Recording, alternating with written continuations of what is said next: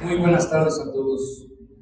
Hablar de México implica necesariamente hablar de sus pueblos originarios, no como una referencia histórica o simbólica, sino como una realidad viva, dinámica y fundamental para comprender la estructura social, cultural y ética del país.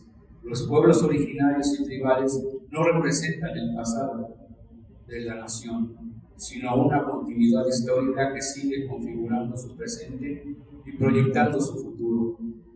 Para abordar este tema con rigor y responsabilidad, resulta fundamental situarnos dentro del marco del derecho internacional.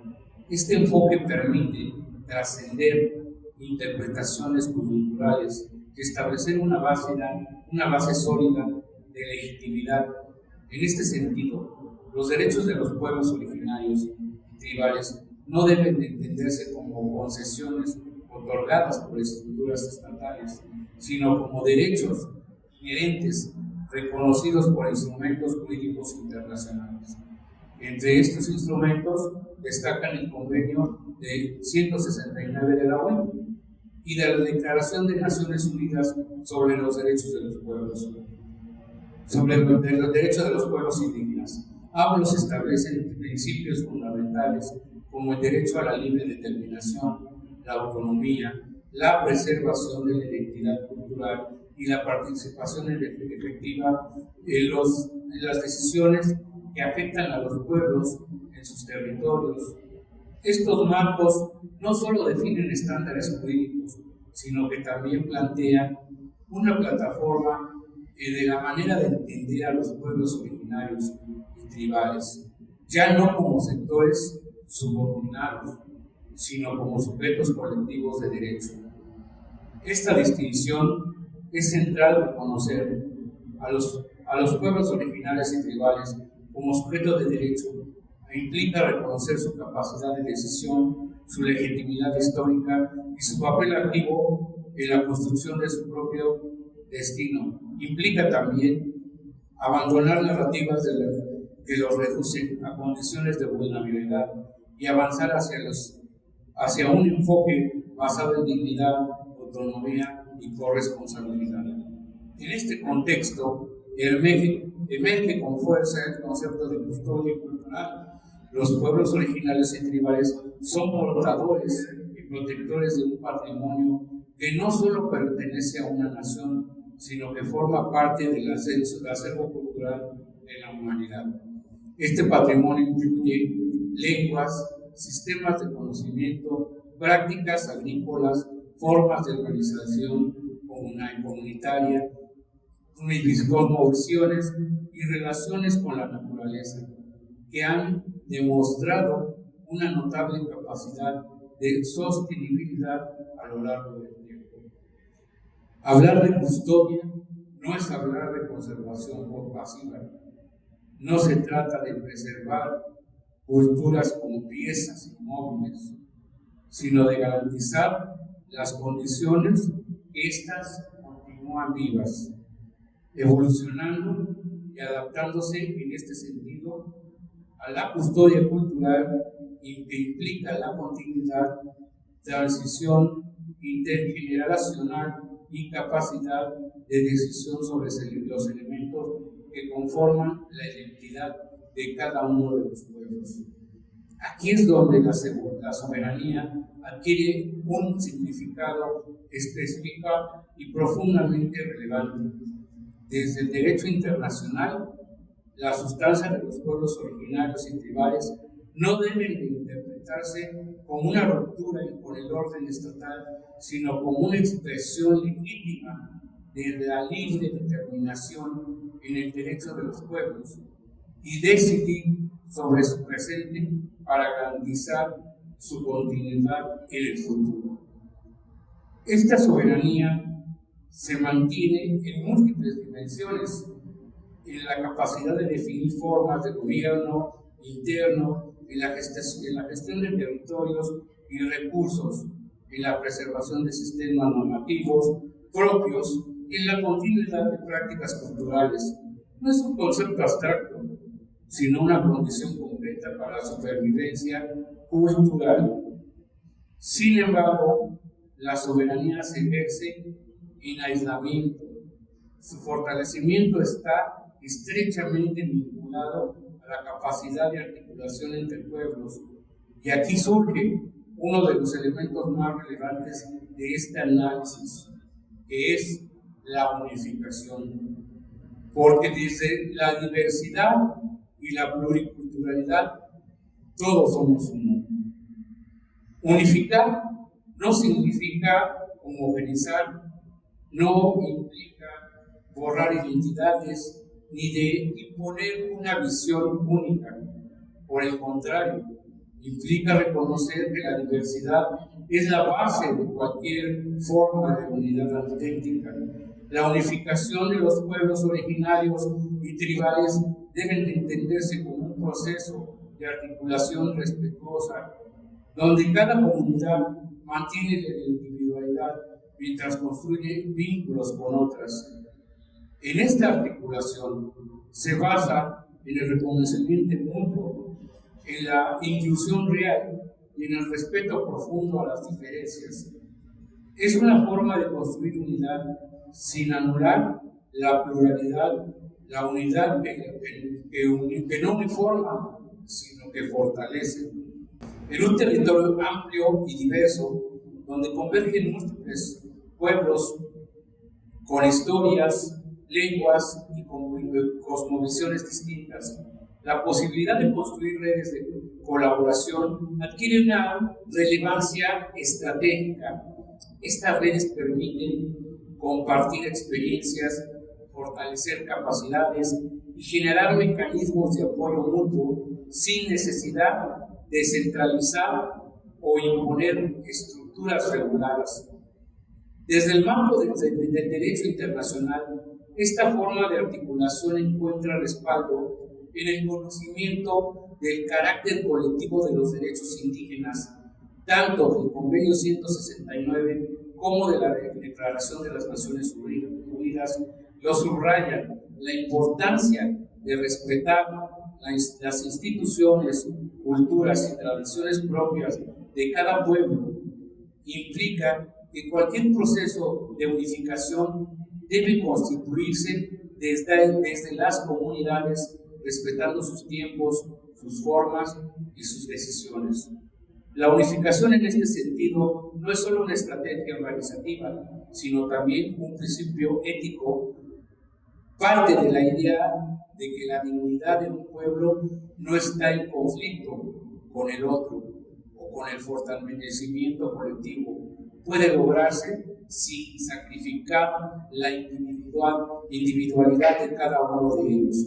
Otro aspecto fundamental es la formación de narrativas durante mucho tiempo.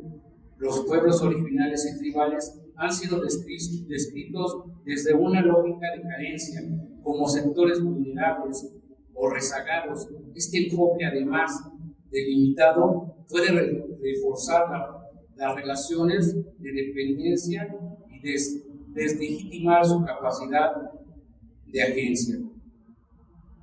El enfoque basado en derechos propone un cambio profundo, reconocer a los pueblos originales y tribales como actores de capacidad de decisión, con conocimientos propios y con estructuras comunitarias sólidas. No se trata únicamente de proteger culturas, sino de reconocer a quienes las sostienen. Este camino, perspectiva, también implica reconocer que la preservación cultural está íntimamente lograda a las condiciones materiales y territoriales. Las lenguas, las tradiciones, los conocimientos no existen en el vacío, dependen de contextos específicos para mantenerse vivos. Por ello, la garantía de la soberanía y la autonomía se convierte en un elemento indispensable para la continuidad cultural. En este sentido, la relación entre la soberanía y custodia cultural es inseparable y no puede existir la una sin la otra. La pérdida de control sobre territorios o la imposición de modelos externos puede afectar directamente la capacidad de los pueblos para mantener sus sistemas culturales. Por el contrario, el fortalecimiento de la autonomía permite que esos sistemas no solo se conserven, sino que se evolucionen. La unificación, la diversidad, también puede entenderse como un mecanismo de fortalecimiento colectivo, al generar vínculos entre pueblos que amplían las posibilidades de incidencia.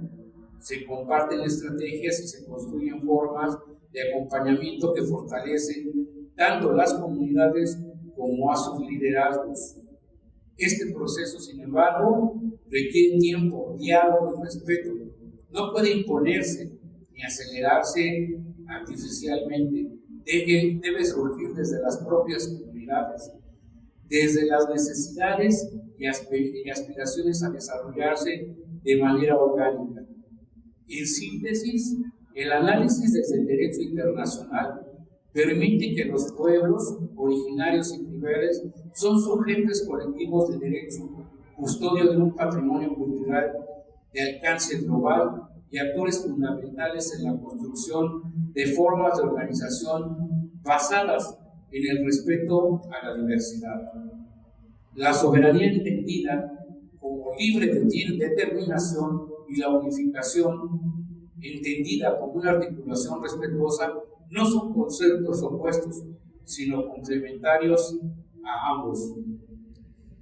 Por esto, son necesarios para garantizar la continuidad cultural, fortalecer sus identidades y construir relaciones más equilibradas.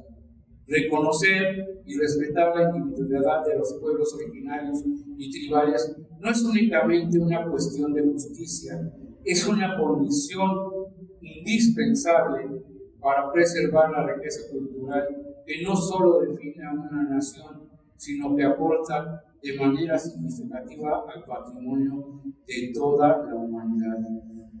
Es por esto que este Congreso Unificador de Etnias, hablamos de la náhuatl, que su contexto de arqueología o huella histórica abarca desde Ontario, Canadá, hasta la Patagonia Argentina, en la cual se habla de entre 900 y 1500 lenguas originales.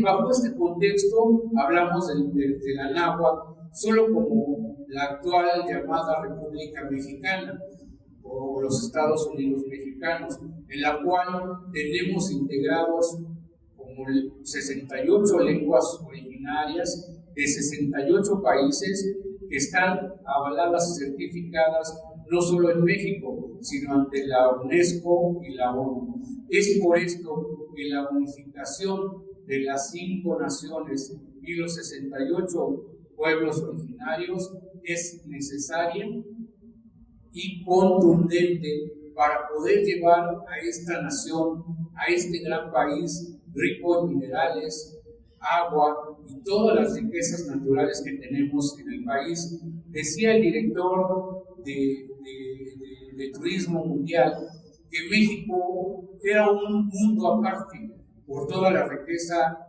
ambiental, turística y cultural que tenemos. Vamos a fortalecer este patrimonio cultural, natural e histórico que tenemos, y solo si solventamos y traemos de regreso todas nuestras culturas ancestrales, porque es la base. Nuestra civilización, decían los españoles que vinieron a civilizarnos, sin embargo, nosotros éramos mucho más civilizados que ellos. Lo somos aún, solo que estamos retraídos en estas nuevas leyes, estos nuevos contextos. Y bajo estos contextos, tenemos que actuar.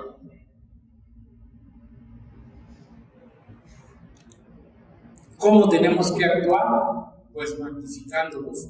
Pero tenemos que seguir y regirnos por los marcos normativos que hoy en día nos rigen, porque por algo todavía no podemos gobernar.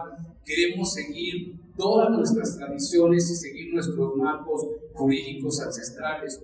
los cuales ahorita no tenemos a la mano. Nos tenemos que regir con los marcos jurídicos actuales para poder hacer estos cambios que requiere nuestro país y que requiere nuestra nación y que nos merecemos como ciudadanos de esta gran nación. Por eso es que juntos todos somos uno. Ometeo. Muchísimas gracias por este contundente mensaje por parte de nuestro unificador de pueblos originarios, Francisco Javier Echavarría. Yo les prometí el día de hoy un día lleno de reflexión, de profundidad.